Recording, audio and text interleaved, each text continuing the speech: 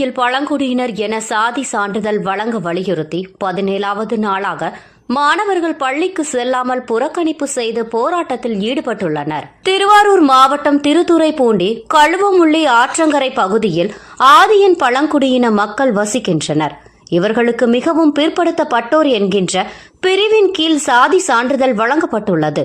இவர்கள் நீண்ட காலமாக தங்களுக்கு பழங்குடியினர் என சான்றிதழ் வழங்க வேண்டும் என மாவட்ட நிர்வாகம் மற்றும் தமிழக முதல்வருக்கு பல்வேறு மனுக்களை அளித்தும் எந்தவித பலனும் இல்லை என வலியுறுத்தி தங்களது குழந்தைகளை இன்று 17வது நாளாக பள்ளிக்கு அனுப்பாமல் ஆதியன் பழங்குடியின மக்கள் போராட்டத்தில் ஈடுபட்டு வருகின்றனர். தமிழக அரசு மற்ற மாவட்டங்களில் வசிக்கும் தங்கள் பிரிவினருக்கு வழங்கப்பட்டுள்ள பழங்குடியினர் சான்றிதழை தங்களுக்கும் உடனடியாக வழங்க உரிய நடவடிக்கை மேற்கொள்ள வேண்டும் என வலியுறுத்தி முழக்கம் எழுப்பி ஆர்ப்பாட்டத்தில் ஈடுபட்டு வருகின்றனர்.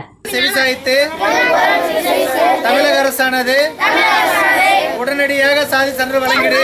வணக்கம். திருவாரூர் மாவட்டத்தில் ஆதியின் பழங்குடியின மக்கள் தொடர்ச்சியாக 17வது நாளாக சாதி சான்றிதழ் கிடைக்காம போராடிட்டு இருக்கோம்.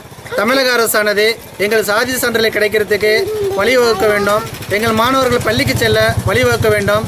17லிருந்து 30 நாட்கள் வரைக்கும் தொடர்ச்சியாக போராடவும் நாங்கள் தயார் நிலையில் இருக்கோம். இதே நீடித்தால் ஒட்டுமொத்த மாணவர்களும் சாலையில் அமரவும் நாங்கள் தயங்க மாட்டோம். எங்களோட மாணவர்களுடைய கல்வியானது முக்கியம். தமிழக அரசு உடனே எங்களுக்கு சாதி சான்றிதழ் வழங்குக. ஆதியின் பழங்குடி சாதி சான்றிதழ் வழங்கும் வரை எங்களுக்கு போராட்டமானது நீடிச்சுக்கிட்டே இருக்கும். 17லிருந்து நாங்கள் இன்னைக்கு தொடர்ச்சியாக நாங்கள் போராடிட்டு இருக்கோம். குழந்தைங்களோட சேர்ந்து பெற்றோர்களாகிய நாங்களும் எங்கேயும் போகாமல் எங்களோட வாழ்வாதாரத்துக்கும் பொருளாதாரத்துக்கும் மிகவும் கஷ்டப்பட்டு இருக்கோம்.